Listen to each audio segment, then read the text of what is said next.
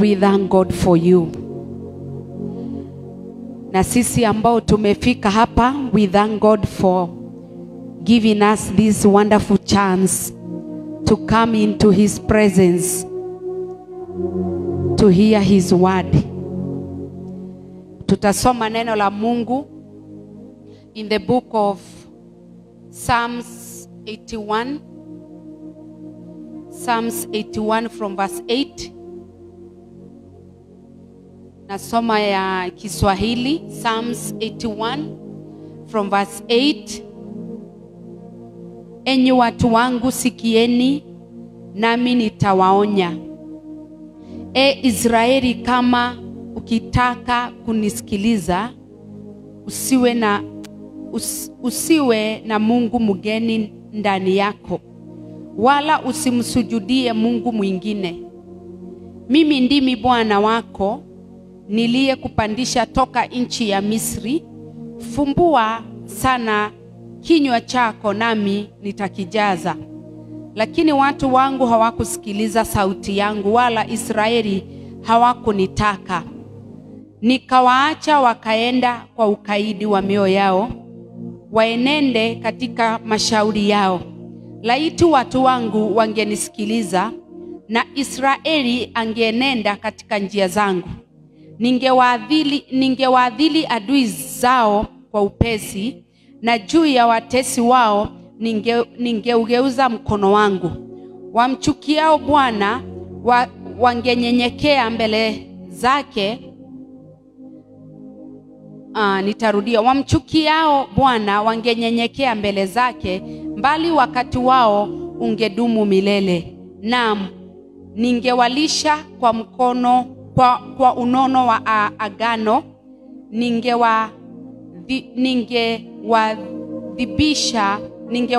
ningewadhibisha kwa asali itokayo mwambani. Bwana apewe sifa. Hiyo ni neno la Mungu.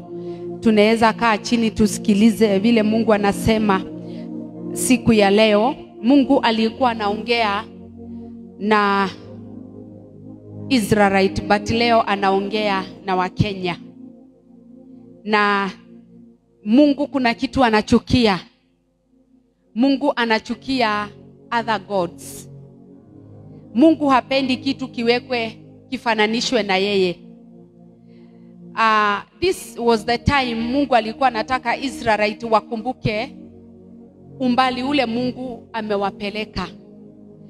From coming to Egypt mpaka mahali walikuwa wamefika. But walipofika, unajua kufika sana sana usipokuwa mwangalifu, kufika unaweza fanya mambo ambayo hukutarajia ufanya. Walipofika, they started practicing worshiping idols and gods zenye Mungu alikuwa amekataa. Kwa sababu kufika ni kuzuri, lakini kunataka you give a careful thought ya umetoka wapi na umefika wapi. Na tusisahau God is always on our side. He is our deliverer. Na wakati anatukomboa, tusikubali dhambi. Unajua Israelite walikuwa wanalani kukiharibika ndio wanalani. You can imagine ile time walienda for 70 years Babylon, watubu kutoka huko ndio warudi. They had already wasted a lot of time. Ile time wangekuwa wameenda forward, they were still backward. Vitu zao zilichomwa, mambo yao ikaharibiwa. Kuna mahali Mungu amesema because hawakusikia Mungu, aliachilia maadui zao. Ujue sisi ndio the chosen people of God, wale Mungu amechagua. Na Mungu anakuanga na wivu na sisi. So wakati Mungu anatazama maisha ya watu hapa duniani, kitu ya kwanza anakujanga kwa sisi. Anaangalia, akiona hukai laini, ni dhambi unafanya, juu lile jambo Mungu huwa nalo. Mungu huwa hakukatazi kufanya dhambi, lakini unaweza soma kupitia kwa hizo dhambi unafanya, na usome vibaya kama umerudi nyuma sana. that is not the will of God. The will of God ni kama tungemsikia. The will of God ni kama tungeruhusu tutembee na vile anataka katika maisha yetu. Ninaona the covenant God ameweka na sisi is a restoration covenant. He want to restore us. Kutoka kwa kila kitu, he want to restore us. But tunatokanga kwa covenant, tunaingia kwa vitu zingine. Kikiumana, unaanza kuseek for deliverance. We can avoid deliverance by keeping the word of God and living God's lifestyle yenye anataka tuishi nayo. Because Mungu ametupatia a very wonderful life ya kuishi by listening to him, by walking according to his will, by following his divine direction yenye ametupatia. Israelite, the time they needed God most, they were crying. But after crying and crossing, and God making a way for them, and God feeding them, and God restoring them, still they could go back to worship other gods, which were forbidden. Walikuwa wanazirudia. Because when you are full, wakati umeshiba, it is most likely you can worship those things. Because sasa kuna pleasure imekuja katika maisha yako. Ama ni kama hii life sahi huu wakati tuko wakati wa digital. Whatever you want to search, you can search and find it. Hata kama itakuwa half clip or a second clip, the thing you want to search, you can find it. So it is up to you tujue ya kwamba we are living in this world whereby we can look for the things that we want, but not forget there is God in heaven who is looking upon us. Na anatugojea tumfuate bado. Anatugojea tumusikilize bado. Anatugojea tumpatie mawazo yetu bado. Tukiangalia in the book of Judges, let me go back to the book of Judges and learn something about Samson and Delilah. Wacha tumuite hivyo, tunamuitanga Delilah.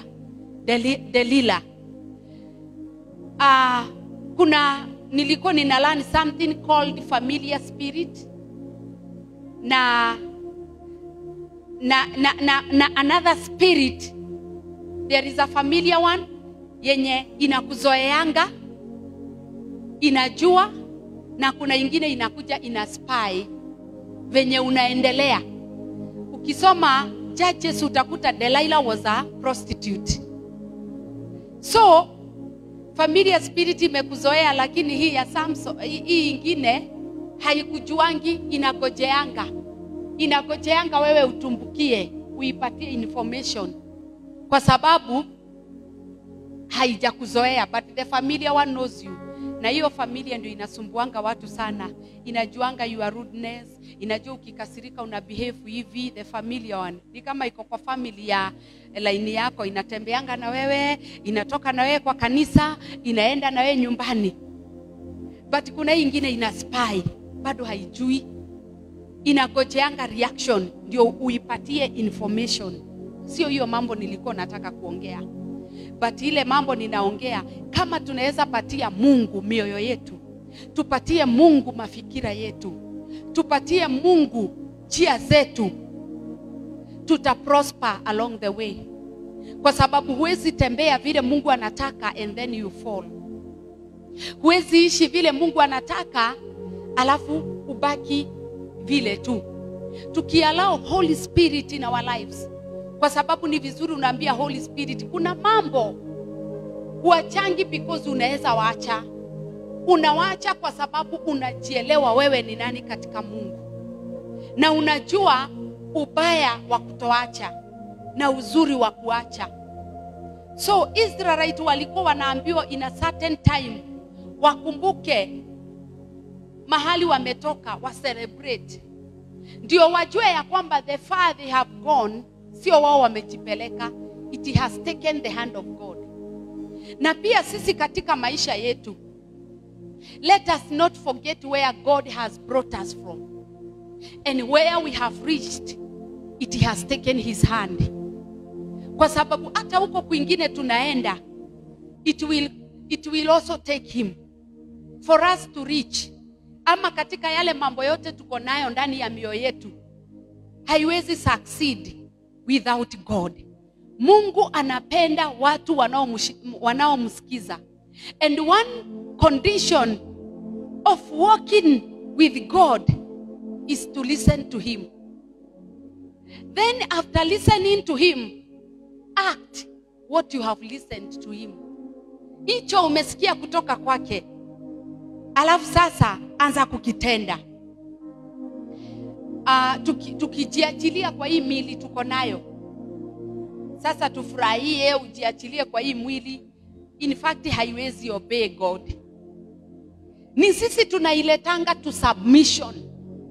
Unaiambia, whatever you feel you want to do, this is wrong and I will not allow you to do it.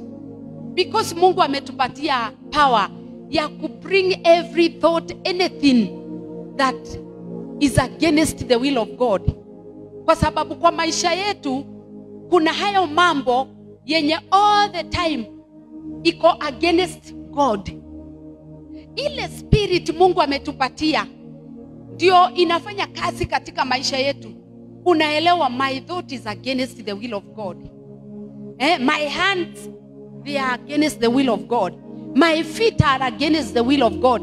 Even my tongue, vile nasikia ninaongea, it is against the will of God. Unaanza kuingia, una command, unasema na hutaenda kwa kina mama nani leo, hakuna kusengenya. Na hutaguza leo, hakuna kufanya anything. Na hutaongea, una command because we have. Ndio maana Mungu alikuwa anaambia Israelite, msiabudu miungu mingine isipokuwa mimi. Your mouth can create to gods. Unaongeanga mpaka unatoka nje ya maneno. Your feet, your eyes. Tumepewa brain. Hii brain tumepewa sio ya kuwaza vibaya, ni ya kuwaza vizuri. Hii macho tumepewa sio ya kuona tu mabaya, ni ya kuona mema na kutembea vile Mungu ametuambia. Hii miguu, unajua Mungu hata kuja kuambia usiende pale. Tumepatiwa power, we choose kukua baridi ama kukua na joto. Ni wewe utaavoid, kwa sababu tuko na dhamiri yetu na ni roho zetu. Tuko na dhamiri inayotuambia hapo unaingia ni babaya. But unakuta ya kwamba unaingia tu, ni kama uambiwe ingia hapo kwa moto utachomeka.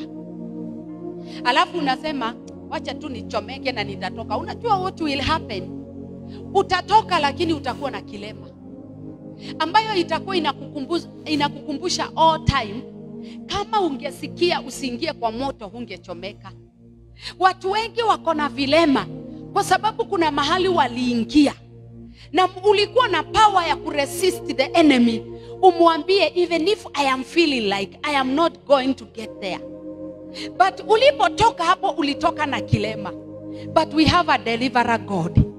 You can come back to God useme yes, I'm wounded but not anymore. Unaweza sema yes, I'm wounded but I'm ready to be restored back. Tusikue kama Israelite. Wakati walifanya dhambi walikuwa wanaambiwa na Jeremiah, wanatumiwa prophet, wanaambiwa this is what will happen to you. But wanasema it is by the way. Hiyo kitu ni by the way. The time it came, hawakuweza kujitoa. They suffered and they served 70 years. When they were going back to their land, some of them, I believe they died there. Some of them, kama kulikuwa watu wazee, they died there. Some of them lost their hope there. But if they could have been listening to the word of God, na waseme yes Lord tunasikia, and they turn their evil ways, na wamwogeukie Bwana, kile walikipata hawangepata. Today God is speaking to you and me. Anakuambia listen to me. Ukisikiliza Mungu, kuna mahali Mungu amesema ni nini kitafuata. Anasema namna gani? Mstari wa 13 anasema laiti watu wangu wangenisikiliza, na Israeli angenenda katika njia zangu, ningewaadhili adui zao kwa upesi. Ati ukisikia Mungu, kama kuna adui atakuja, Mungu atamshughulikia kwa upesi. Kwa sababu huwezi kaa katika uwepo wa Mungu alafu Mungu awachilie adui wako kuja kukuangamiza na uko katika njia za Mungu. Ukikaa katika njia za Mungu, utakuta Mungu atakushughulikia. Alafu mstari wa 14 anasema, ningewaadhiri adui zao kwa upesi, na juu ya watesi wao ningeugeuza mkono wangu. Anasema wakuchukiao Bwana wangenyenyekea mbele zake. Ati wale wanaochukia Mungu, unajua wale wanaochukia Mungu wanaweza adhibiwa, na wewe ukimpenda Mungu wakuja wanyenyekee, kwa sababu sisi ni watu ambao tumechaguliwa na Mungu. Alafu anasema mstari wa 16, naam, ningewalisha kwa unono wa agano. Kuna covenant. Mungu ameweka agano. Kuna covenant, sitakuacha, sitakupungukia. Anasema ya kwamba ninakupenda. Anasema nitakuongoza. Anasema ya kwamba nitakufikisha, sitakuachilia. Nitatengeneza njia pasipokuwa na njia, hata huko nyikani mahali hakuna maji atakunywesha maji. Kuna agano la Mungu katika maisha yetu. Ni nini huwa kinafanyika katika maisha yetu? Ako tayari kutushibisha, ako tayari kutuinua, ako tayari kutuongoza. Lakini nini huwa kinafanyika along the way? Along the way ukienda, unaanza kufuata njia ingine yako ya shortcut. Along the way ukienda, unaanza kuwa na mafikiria yako kinyume na yale yako na Mungu. Siku ya leo katika maombi yetu, tungependa tuyajue mawazo ya Mungu. Tukishajua mawazo ya Mungu, ndio tusikue tunaanguka juu ya dhambi. Dhambi ni mbaya. Kitu ya kwanza, dhambi hufanya imebeba kifo. Na kitu imebeba kifo, imebeba ufukara, imebeba magonjwa, imebeba maangamizi ya kila aina. Juu kitu imebeba kifo ni kusema ajali zote ziko kwa hiyo lori, ziko hapo. Sasa ukiwa hiyo lori ndio unasafiria, nataka uone ile ajali unaweza kutana nayo. Lakini siku ya leo Mungu ameprovide his covenant to restore us if we would listen to him. Kama tutamsikiliza. Ni kama vile unaambianga mtoto, nisikilize tu na utakuwa sawa. Wewe mama, wewe baba, wewe ushikanishi wewe. Juu akili yako ina hype, inakwambia aje, unaelewa, but mwisho hiyo mtu asiposikia, mambo inaharibikana. The same way to our God. Mungu anataka tumusikie. Nataka uangalie hii wiki umeworship nini? Umeworship idol. Unajua tunafikirianga idols ni kamchongo. Nataka ufikirie phones kwanza zimebeba idols. Zimebeba idols. Phones, your TV. Ile time unachukuanga ya Mungu, hata kulala sana, laziness. Inaweza kuja ikuwe ni idol, na sijasema kulala ni mbaya. Unalala mpaka unajisahau, unakula, unasahau kushukuru Mungu. Wewe umeshatosheka, uko sawa. Hata kutembea na miguu na ufike. The next word inafaa kutoka kwa mdomo wako. God, I am grateful. Kunifikisha. Before you go to bed, God, I am grateful for this wonderful night. Ukiamuka in the morning, God, I am grateful for this morning. Before you take your breakfast, God, I am grateful for this breakfast. Before you take your lunch, inaonekana kama ni too much of thanks, but it really takes the hand of God. Lunchtime, God, I'm grateful. Before you take your dinner, God, I am grateful for this dinner. Kuna watu wengi wanajaribu kuchiu kama wewe, they can't. But sometimes tunachukulia everything for granted. Ndio maana tukiangalia mahali tumetoka tunasema, oh God, umetutoa mbali na umetulete hapa, umetulete. You are Ebenezer. Kusikue kaene ka God ka pride, because pride can be another thing yenye inasimama before God. Unakuwa mtu wa majivuno, kaunafiki. Kanaweza kuwa that kaido kenye wewe ni mjanja, unaonanga hakuna mtu anaweza akakushika, hakuna mtu anaweza akajua mambo zako. Unakuwa mnafiki, wewe ni mjanja kama sungura. Yani uko tu wewe na unajua sungura mjanja kushikwa achinjwe ni dakika moja. Akifikiriwa yeye ndiye nyama, si atachinjwa. Lakini ni mjanja. Siku ya leo sijui nani alisema sungura ni mjanja, lakini tunaamini ni mjanja. Bwana ape sifa. Don't go blindly. Kutembea kama kipofu. Kutembea kama kipofu ni kufikiria hakuna mtu akona shida na mimi, hakuna mtu ananiona, hakuna mtu ananijali. Have you ever acted as if God does not see? Unafanya tu vituko na wewe unafikiria God does not see. Ninapenda character ya Mungu, because God will never ask you what are you doing, what will happen to you. Mungu akiona unaendelea atawacha uendelee, alafu from dhambi umefanya uanze kulipia.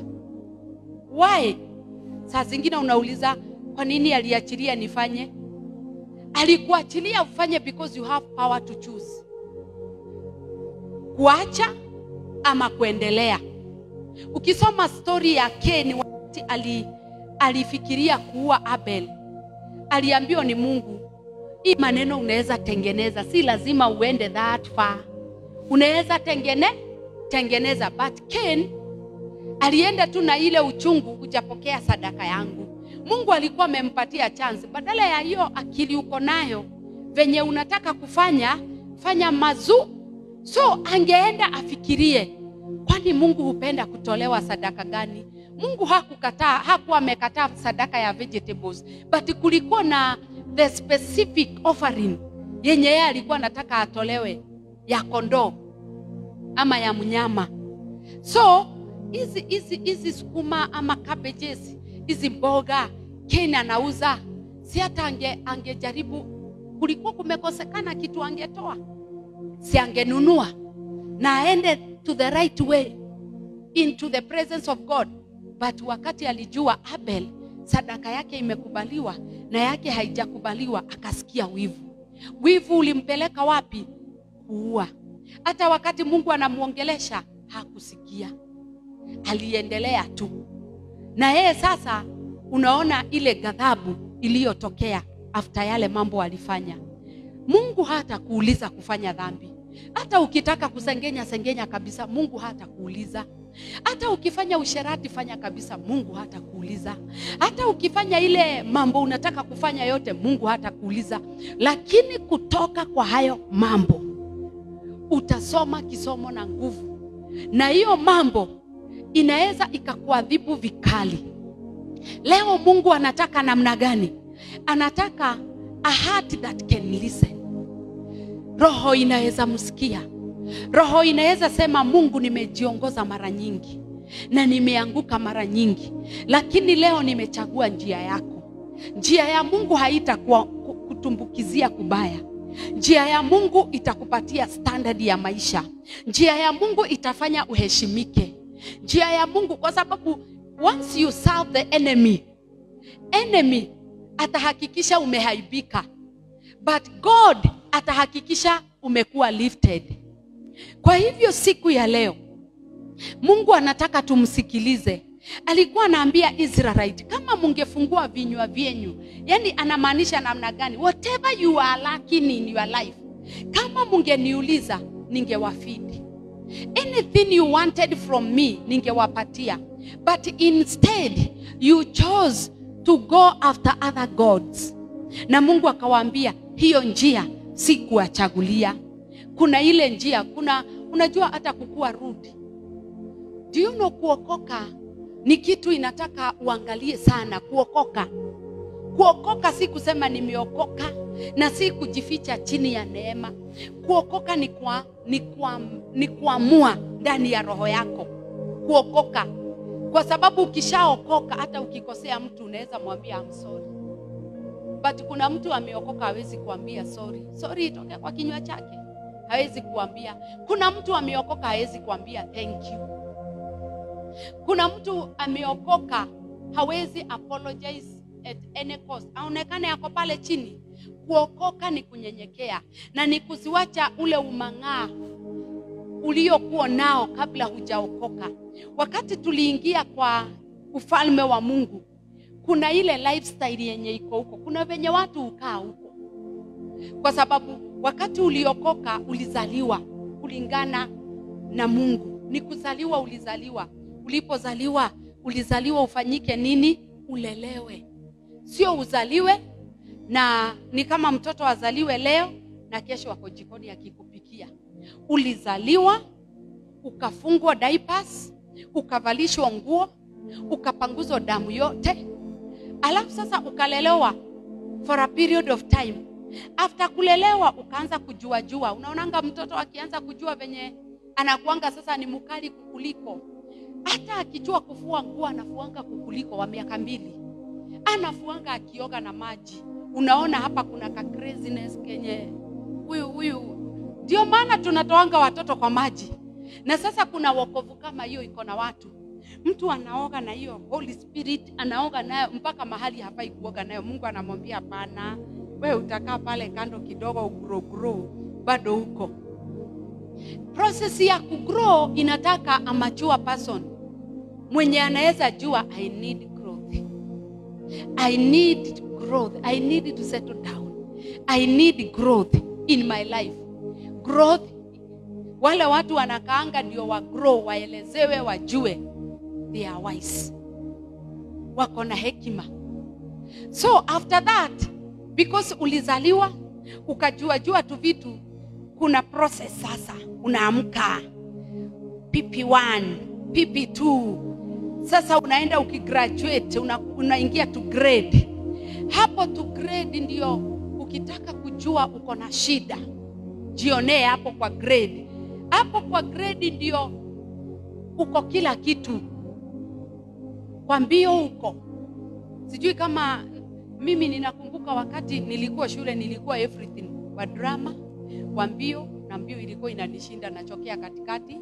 Wa drama, wa mbio, wa music, wa kusema poem nilikuwa perfect.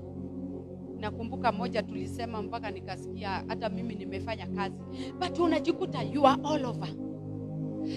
Ndio maana kitabu cha Mhubiri 5 kinasema ingia nyumbani mwa Mungu ukiwa mwangalifu na usikue wa haraka wa kuongea, heri unyamaze. Amen. Alafu unajichunguza. Ni vizuri kujiweka kwa meeting yako na nafsi yako. Alafu unauliza swali. Ni wapi nimepotea? Ni wapi niko kiherehere? Ni wapi najifanya ninajua na sijui? Kwa counseling tunasemanga there is something that people knows about you, about yourself, but you think they don't know you, but they know more about you. Na wakati utakapojua sitaki watu waone kaujinga kangu, unakaficha. Siku ya leo usiende blindly. Usifikirie Mungu huwa haoni. Usifikirie Mungu hajui. Unaweza rectify your life. Na useme from today, I want to be this person who will be listening and willing to be taught by God. Who will walk according to the divine direction yenye Mungu ametengeneza. You know, walking with God, it is not rushing or running. First of all, you listen. Then in number 2, you act what you have listened. After that, prosperity inakuja katika maisha yako.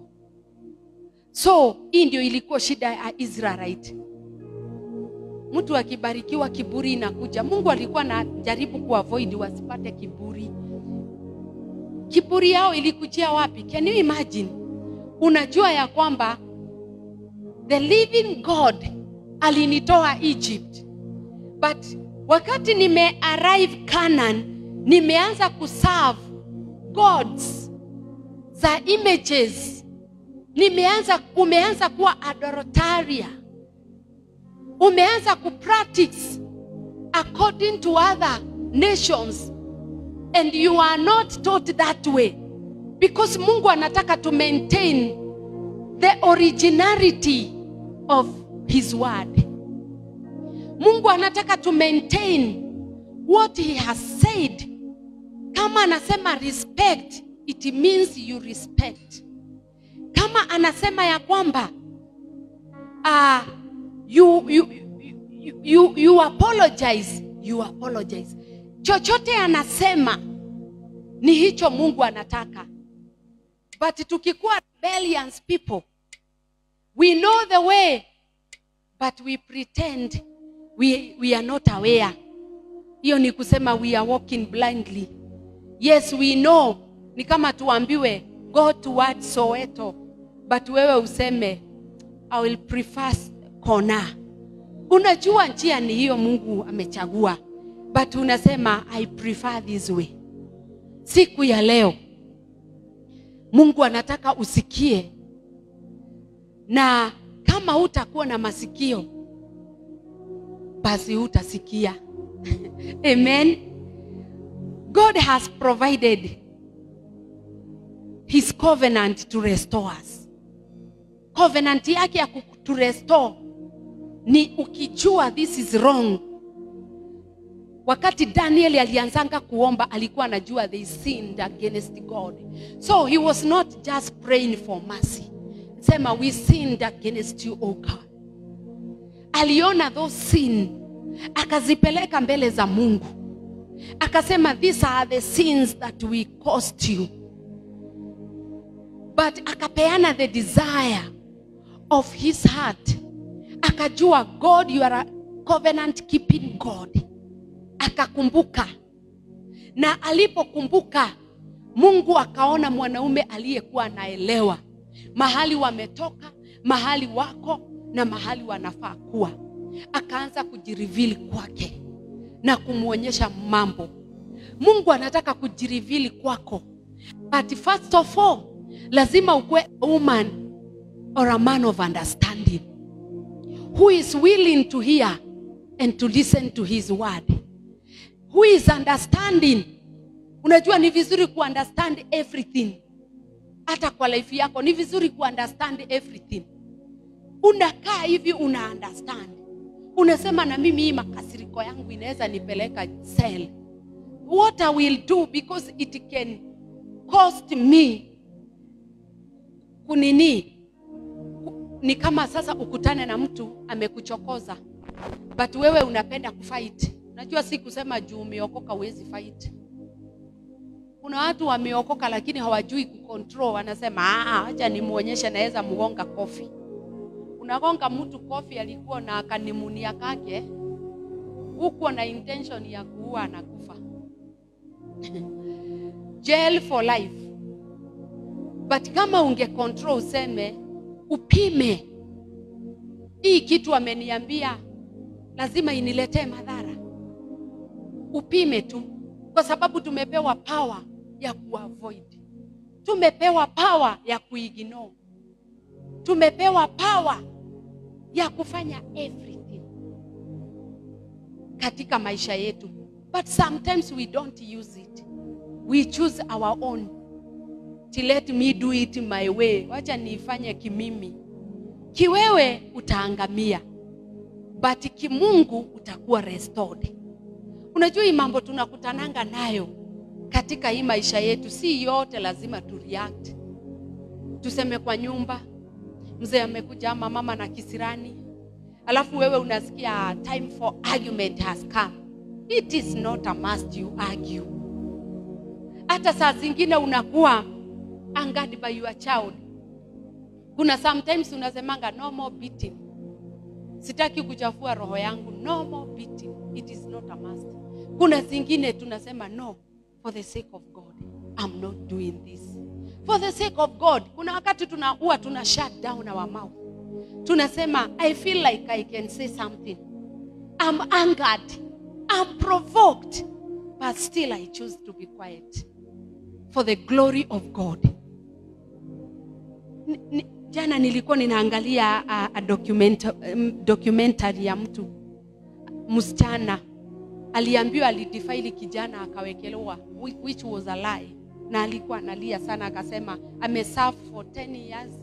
Hakujapatikana mtu wa kukesi na yeye, but aliambiwa hata waachiliwa. Nikasema oh my God.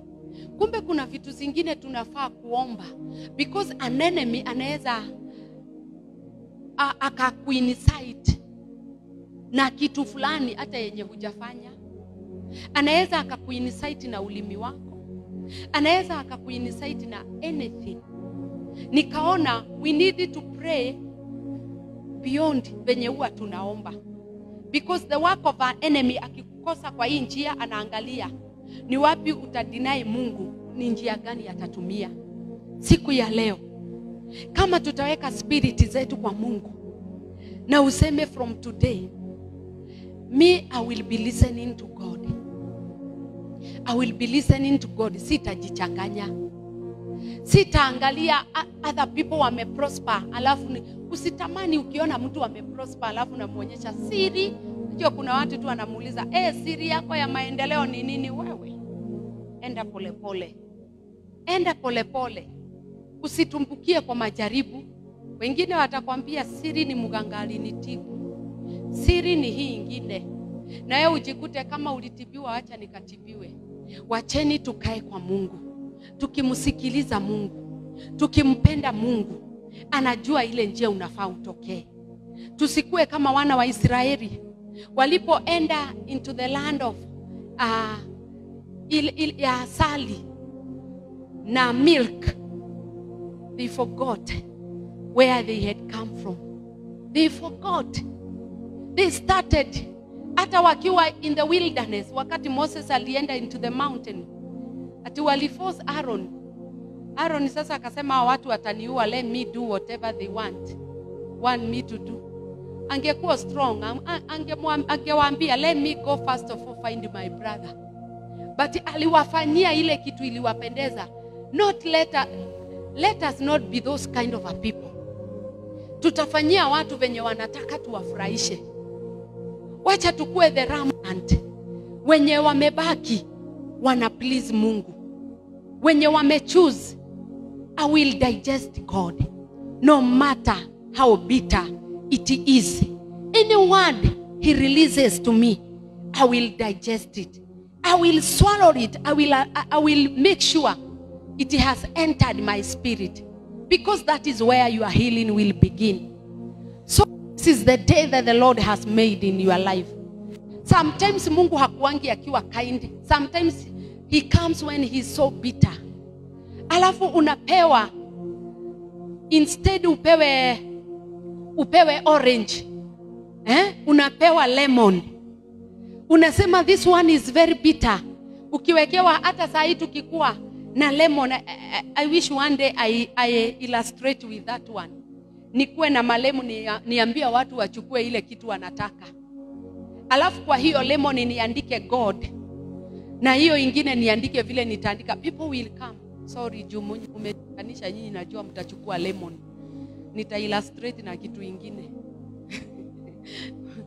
Bwana Yesu apewe sifa. Do you know, anakujanga akiwa bitter lemon. Ukishaikunywa hata kama ulikuwa na homa inaisha. Tonsils inaisha. Orange it abused your immune system. But lemon itafanya both na itahili. Bwana Yesu apewe sifa. Siku ya leo Mungu anataka umchague akuwe your deliverer, and be willing to listen to him. Be willing. Umwambie mimi nataka uniongoze even in the toughest way, because saa zingine Mungu atakuongoza in a sweet way, in a comfort zone yenye unataka. Ati anakuambia kama I carry you. No. Sometimes unaweza ita Mungu na akae ni kama amekunyamazia. Anataka kukuona venye una behave. Biblia inasema aliled the children of Israel through wilderness, aende akiwasoma kama watamtii. So hiyo njia ilikuwa na sababu. Hiyo njia Mungu alichagua ilikuwa na sababu. But wao wakiwa kwa hiyo njia hawakudesign sababu ya Mungu. They were complaining and murmuring and even looking forward to choose a leader who would lead them back to Egypt from where they had come from. Sasa unaona ya kwamba their mind hata wakiwa kwa jani, it was still Egypt. Tulikuwa tunaosha masufuria, tunalamba. Kulikuwa na watermelon. Hapa jua imekuwa kali sana. We can't even find one. Hapa mambo hata nyama hakuna. Anything they wanted, they were complaining. Sometimes tunaweza kuwa such people. When we go to pray, instead of being grateful for what God has done, tunaanza kusema, oh God, unajua kutoka nikuje hapa, kuna kitu hujanifanyia. But kama tutaangalia the fact God has brought us, hapo tu umesimama unasema, oh God, I don't know what to say, but I am grateful. Because hapa umenifikisha, it has taken your hand. I'm grateful for this life. I'm grateful. You know Mungu anaweza akakupea watoto, but when it comes to pay for school fees, it is like you are struggling. Na uanze kusahau ya kwamba watoto ni baraka. Begin to thank God for what you have seen, for what you have. Unasema, God, I'm grateful to have children. There are so many people who are looking forward to have children. They don't have. But me, I have children. Unaangalia tu mahali umefika, unasema, I am grateful. Israeli walikuwa nasema, sina, kuna ngati tunaendanga mbele za Mungu. Baba, nimekuja mbele zako, sina pesa ya sikukuu. Hata saa hii tumeanza kusumbua Jesus. Ati Jesus, nitumie pesa ya birthday yangu. Yako ni? Sasa ni nani atakutumia pesa umu-celebrate? Badala umupe. Amen. Tinitumie pesa ya birthday yako. Nimeanza sasa kuona hizo. Siku ya leo, we serve a mighty God. Nataka uamuke kwa mguu wako. You must be willing to listen to God. Lazima ukue unataka. Anasema, enyi watu wangu sikieni, nami nitawaonya. Israeli, kama ukitaka kunisikiliza, usiwe na mungu mgeni ndani yako, wala usimsujudie mungu mwingine.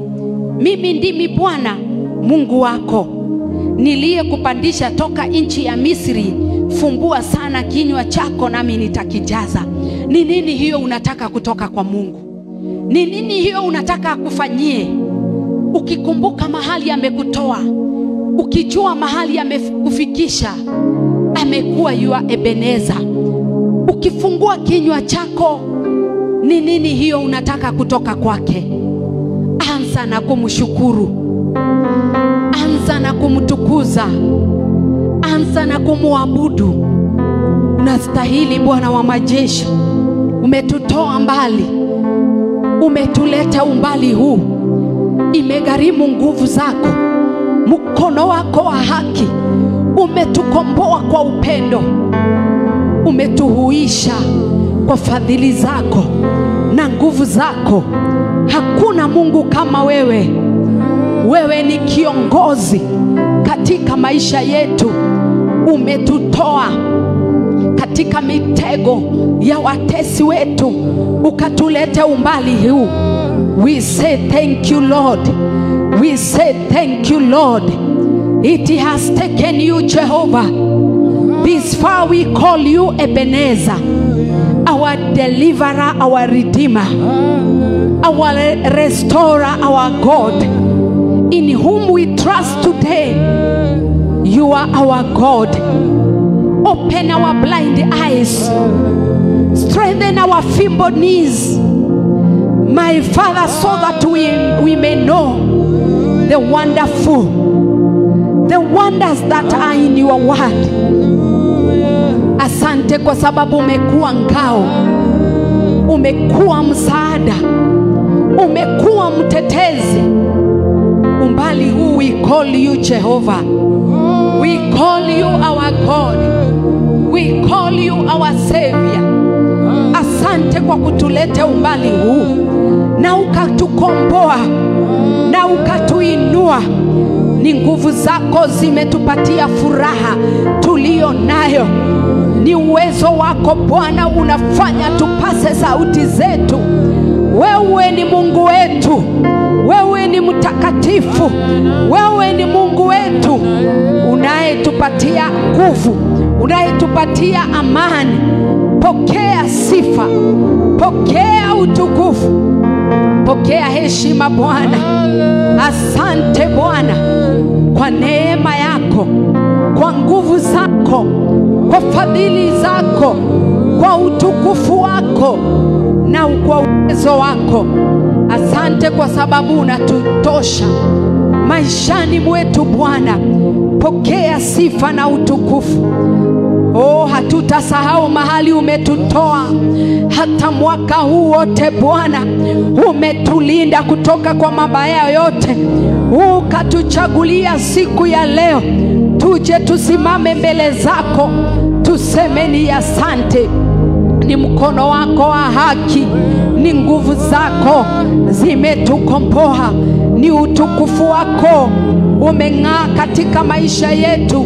Ni nguvu zako Bwana zimetubeba. Pokea sifa na utukufu. Asante Bwana kwa rehema zako, kwa uwezo wako, kwa nguvu zako, kwa haki yako katika maisha yetu. Pokea sifa, pokea sifa, pokea sifa. Nataka, kuna wimbo huwa unasema, sema nami Bwana na moyo wangu utapona na maisha yangu itakuwa huru. Naye Bwana akisema nawe, kwa sababu Bwana lazima ataweka neno ndani ya moyo wako, neno litakalo kuongoza. Linaweza likakuongoza miaka 10 ama maisha yako yote. Mwambie Bwana, nitakufuata na nitakusikia. Sema nami Bwana na moyo wangu utapona. Sema nami Bwana, maisha yangu yawe huru. Sema nami Bwana na moyo wangu utapona. Sema nami Bwana, maisha yangu yawe huru. Sema nami Bwana na moyo wangu utapona. Sema nami Bwana, maisha yangu yawe huru. Sema nami Bwana na moyo wangu utapona. Sema nami Bwana, maisha yangu yawe huru. Neno moja Bwana, sema nami Bwana na moyo wangu utapona. Sema nami Bwana, maisha yangu yawe. Sema nami Bwana na moyo wangu utapona. Sema nami Bwana, maisha yangu yawe. Ukisema nami Bwana, nitapata nguvu mpya. Ukisema nami Bwana, nitapata uwezo mpya. haleluya. Sema nami, sema nami, moyo wangu utapona. Sema nami Bwana, maisha yangu yawe. Sema, sema, sema nami Bwana, sema, moyo wangu utapona. Sema nami Bwana, yawe huru. Ninasikia Bwana akisema katika maisha yetu.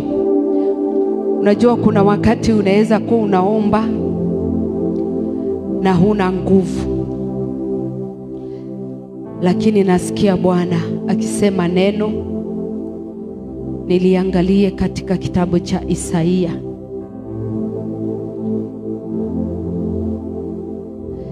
Anasema kwa Isaia 60. Anasema ondoka uangaze, kwa kuwa nuru yako imekuja na utukufu wa Bwana umekuzukia. Maana tazama, giza litafunika dunia na giza kuu litafunika kabila za watu, bali Bwana atakuzukia wewe na utukufu wake utaonekana juu yako. Na mataifa wataijilia nuru yako, na wafalme kuijilia mwangaza wa kuzuka kwako. Hiyo ni neno. Ondoka uangaze. Kuondoka ni uangaze, wacha kukaa one place. Mungu ako tayari kufanya kazi na maisha yako. Utukufu wa Bwana umekuzukia, umeteremka. Hiyo ndio utaenda nayo. Sasa uondoke uangaze. Hata kama giza itafunika dunia, utukufu wake utaonekana juu yako, na kuna watu watakujia hiyo nuru. Wacha tuombe.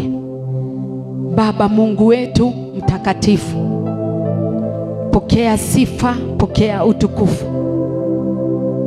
Asante kwa kuachilia utukufu wako katika maisha yetu.